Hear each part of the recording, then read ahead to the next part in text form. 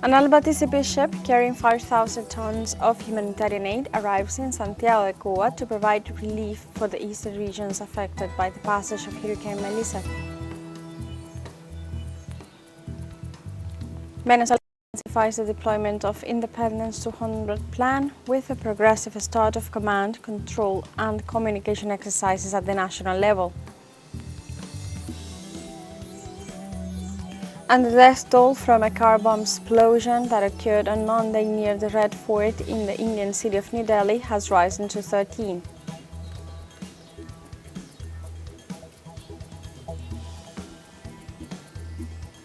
Hello and welcome to From the South. I'm Alejandra Garcia from teleSUR Studios in Havana, Cuba. We begin with the news.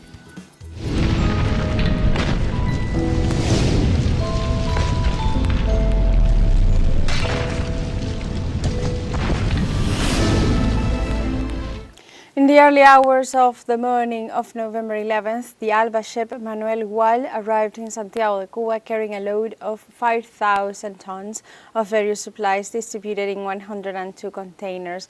Cuban and Venezuelan authorities oversaw the delivery of this ship, the second sent by ALBA-TCP. The supplies transported include drinking water, basic household items, food, medicines, clothing and toys, water storage tanks and also electrical equipment. This shipment supplements previous aid of 26 tons of humanitarian supplies sent by the Venezuelan government to those affected by Hurricane Melissa in the eastern region of Cuba. In addition, this gesture of solidarity joins other regional initiatives, including the shipment of more than 240 tons of food, drinking water and fuel by the Colombian government. In eastern Cuba, more than 93,000 homes, 1,500 schools and 80,000 hectares of crops were affected by Hurricane Melissa.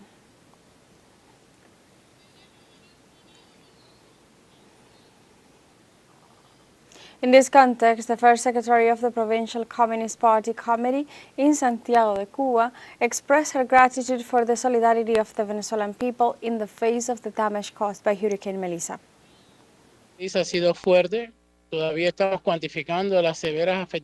Hurricane Melissa has been severe, and we are still assessing the serious economic damage it has caused and its impact on road structures, homes, and, of course, the entire national power grid, power lines, and communications.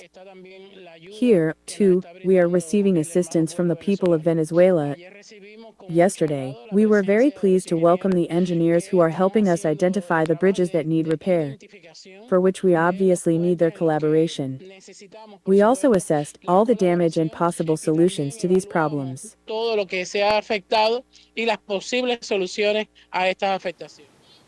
Precisely in this context, Venezuelan authorities who recently arrived in Santiago de Cuba conducted an aerial survey diagnosing severe damage to road infrastructure and homes following Hurricane Melissa.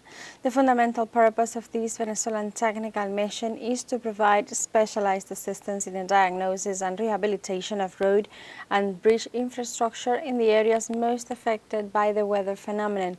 Among the experts who make up the brigade are a bridge specialist, civil engineering, road maintenance experts, road work technician, and communication route specialist. This gesture of solidarity reaffirms the strategic and fraternal nature of relations between Cuba and Venezuela based on mutual cooperation and the exchange of knowledge.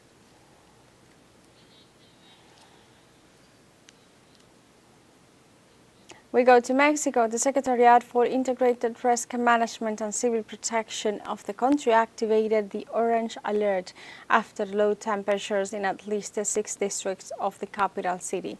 In a statement, the agency specified that low temperatures could drop between 6 and 3 degrees Celsius, and it also warned that approximately 12 municipalities could be affected, including Álvaro Obregón, Xochimilco, and Miguel Hidalgo.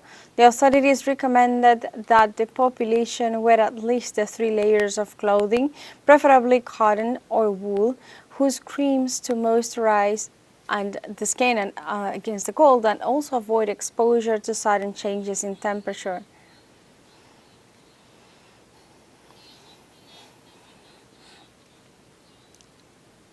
Meanwhile, in the United States, the National Weather Service issued a winter weather advisory due to a drop in temperatures caused by the impact of snowstorms. The polar cold is advancing from the northern plains, where temperatures are dropping considerably, and a decrease is expected in much of the southern part of the country. The winter storm warning issued by the Meteorological Agency will remain in effect until Monday night in northern Illinois, an area where snow accumulations of up to 45 centimeters and wind gusts of up to 48 kilometers per hour are forecast. Authorities also warn that travel conditions will be extremely dangerous due to poor visibility and slippery roads.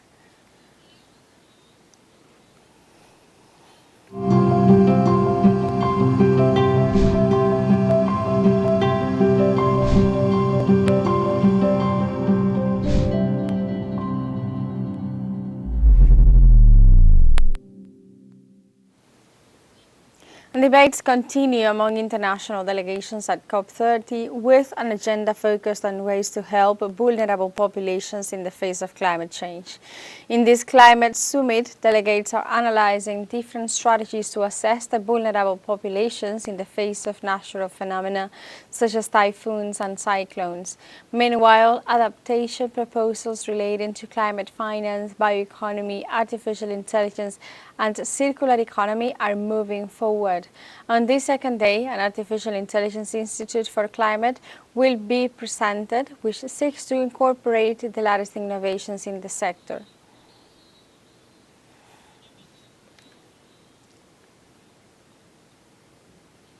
And in the framework of COP30 in Brazil, some of the delegates have stated their opinions on the event and the priorities for their countries. Let's see some of the testimonies. COP30 is going well, actually. It is started well quite. And the priorities, it is including of enhancing just transition, strengthening the implementation of climate finance and adaptation efforts. Also, there is targets for the conservation of biodiversity, oceans, and the forest. It's the conference of parties, so the whole world is here, and then we are all advocating for the global climate action to address the crisis that climate change is exacerbating in our countries. As an African country, we are a very vulnerable country, so climate change is impacted or left an impact which is very, very severe, causing to the country drought, recurrent droughts and floods all the time. There's also cyclones in our country, Somalia. So it is a very important meeting to the whole world. Those are parties in UNFCCC. So we are here to be part of the global climate action. Implementation of NDCs. Doing the full effort of addressing climate change with the other countries. They should be priority the community driven or the community-led solution, because there are a lot of indigenous people here, and we have to prioritize just an inclusive energy transition. It means the inclusivity, and we have to include people, not only like the symbolic one, but it's a meaningful participation of the indigenous people and the local communities. It's kind of nice because there are a lot of space, there are a lot of forum that youth can raise their voices, and there are a lot of places as well that indigenous people can raise their voices, and I think it can help us to raise the voices from the underrepresented and the vulnerable voices. My priority is agroecology. For the African, we need agroecology, sovereignty, alimentation. I think this time we will get a good solution, because I saw many people are engagement. And now we have a short break coming up. But first, remember you can join us on TikTok at teleSUR English, where you'll find news in different formats, news updates, and more. We'll be right back. Stay with us.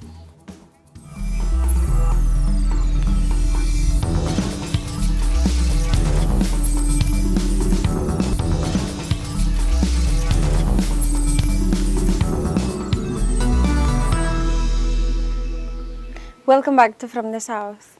We go to Venezuela. The country intensifies the deployment of Independence 200 plan with the progressive start of command, control and communication exercises at the national level.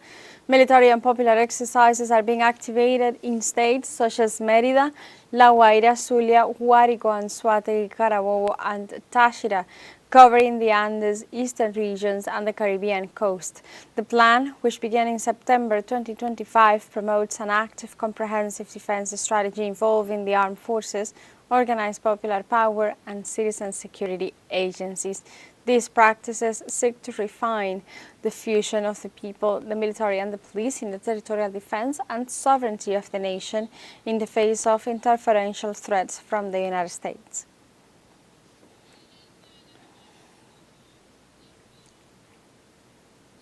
Also in Venezuela, the Bolivarian government celebrated the people's victory over cognitive and economic warfare. On Monday, the President Nicolás Maduro led the meeting with the National Directorate of the United Socialist Party of Venezuela and also the youth of the United Socialist Party of Venezuela in San Bernardino, Caracas, where he emphasized the massive participation of the Venezuelan people in cultural and sporting events, describing it as a demonstration of maximum social happiness and a victory against cognitive and economic warfare. During the event, the president highlighted that more than 3 million people participated in 145,465 assemblies to form the CBBI Bolivarian-based integral committees, emphasizing the participatory and protagonistic democracy that is present throughout Venezuela.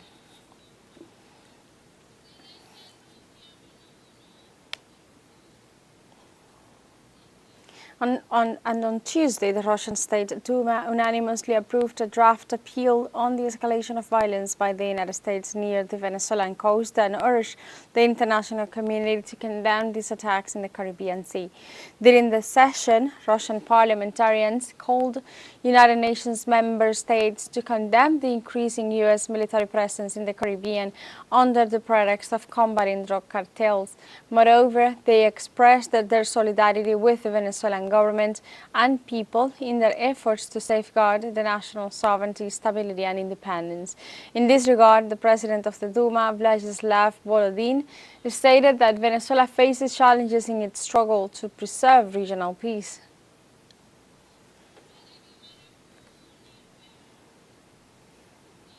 Also, Russia's foreign minister spokesperson Maria Zakharova said on Monday that the British news network BBC is producing large-scale falsehoods referring to the scandal over the controversial editing of a speech by U.S. President Donald Trump. Zakharova reports that the BBC and other media outlets manufacture fake news on an industrial scale.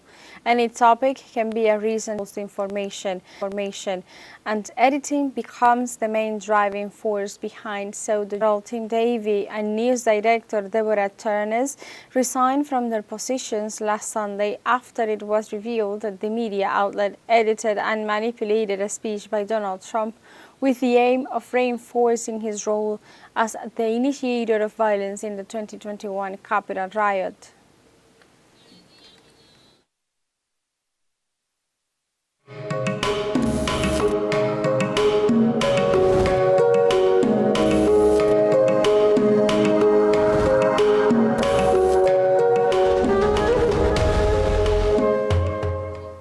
The third Magic of Color carpet exhibition was held in Mexico, with 14 monumental rocks made of sawdust, sand and lots of color. This exhibition was held in the municipality of Ecatepec de Morelos.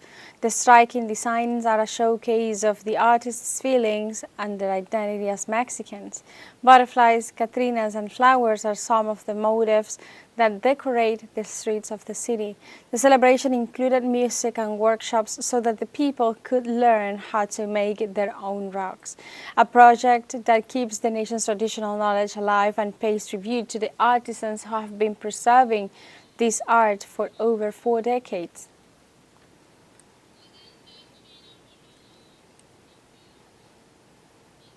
And China celebrates its cultural wealth with the inauguration of the International Media Forum. The opening exhibition included the presentation of Qing opera, a tradition of great value in the nation, and was performed by young people with a soloist and a choir of more than 40 children. The forum brought together more than 300 specialists from 40 invited countries, initiating a dialogue on global cooperation from its historical roots, its identity, and the potential of the voices of the South.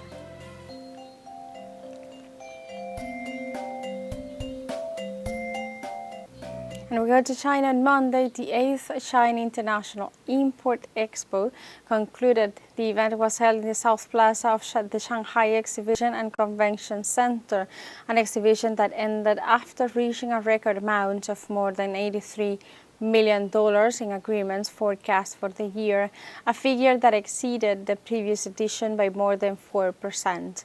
This commercial achievement included the participation of 4,108 companies from 138 countries and regions.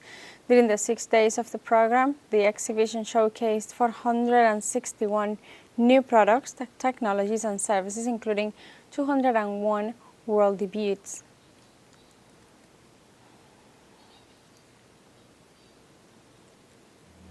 And we have a second short break coming up. Before we invite you to visit our Facebook page at teleSUR English, there you'll be able to watch our top stories, live coverage, and much more. Follow our page and activate the notification button to stay up to date on the world's most recent events. For a short break, we'll be right back.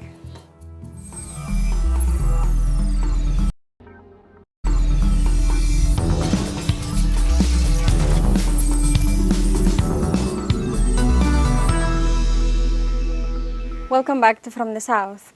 The death toll from a car bomb explosion that occurred on Monday near the Red Fort in the Indian city of New Delhi has risen to 13. The explosion occurred in one of the city's busiest areas, leaving in addition at least 19 people injured.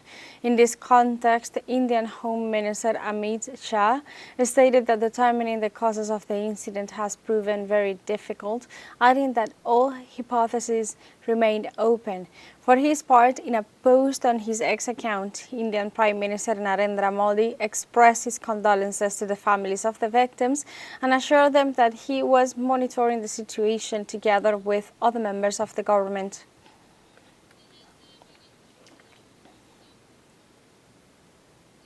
We go to Pakistan, where on Tuesday at least 12 deaths were reported after a suicide bombing in front of a court in Islamabad, the country's capital. Authorities also reported at least 27 injured and stated that they are investigating to find those responsible for the attack, which was mainly directed against the security forces. This attack, the first of its kind in the city in years, caused panic among the population in an area where several government offices are also located. Pakistan has experienced an increase in attacks by armed groups since 2021.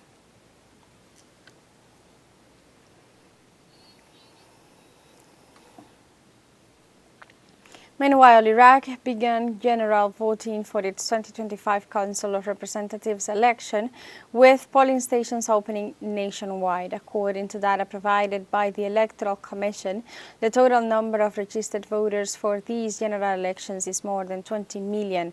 To facilitate the process throughout the national territory, more than 8,000 polling stations and a total of 39,285 stations were set up.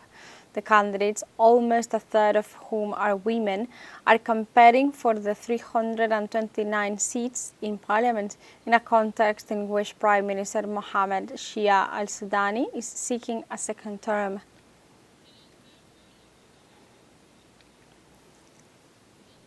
And we go to Angola, a country that began the celebrations to mark its 50th anniversary as an independent nation with a civic and military parade. The main event will be held in the Republic Square, where more than 10,000 people and 45 international delegations are expected to attend. About 6,000 people will participate in the parade, representing various sectors of Angolan society, joined by 4,000 members of the armed forces and the national police.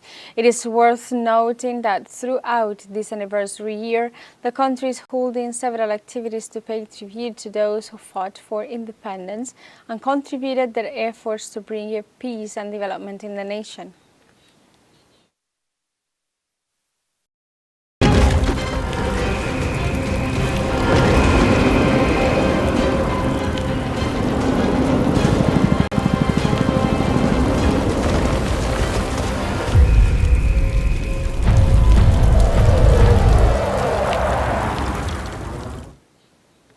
And the World Health Organization confirmed that in Palestine, at least 16,000 Gazan patients are still waiting to be evacuated to receive medical treatment abroad.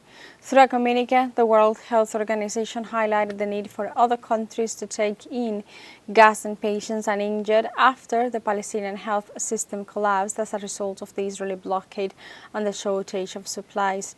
The organization explained that thousands of wounded people require urgent surgeries that cannot be performed at the enclave, pointing out that the priority is to make their transference to hospitals easier.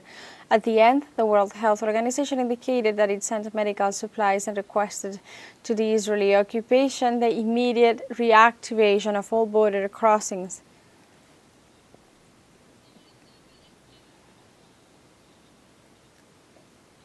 And we say in Palestine, the death toll from Israeli aggression against the Gaza Strip exceeds 69,179, while the number of injured totals more than 170,693, according to data from the Ministry of Health.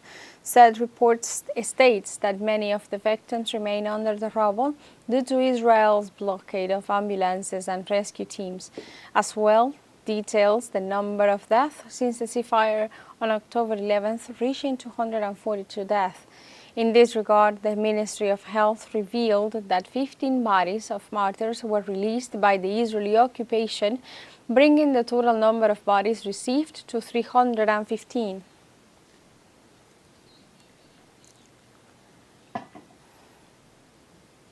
And we stay in Palestine. At this place, the Gazan artist turns rubble into a work of art that expresses the resistance of the Palestinian people. Despite the destruction of his home due to the Israeli siege, the sculptor Khalil Hussein continues to create art among the rubble. With more than 26 years of experience, this Palestinian artist began collecting clay from the ruins of destroyed houses to form sad and tired faces. Sometimes he destroys some of his sculptures with his own hands, symbolizing human fragility and war.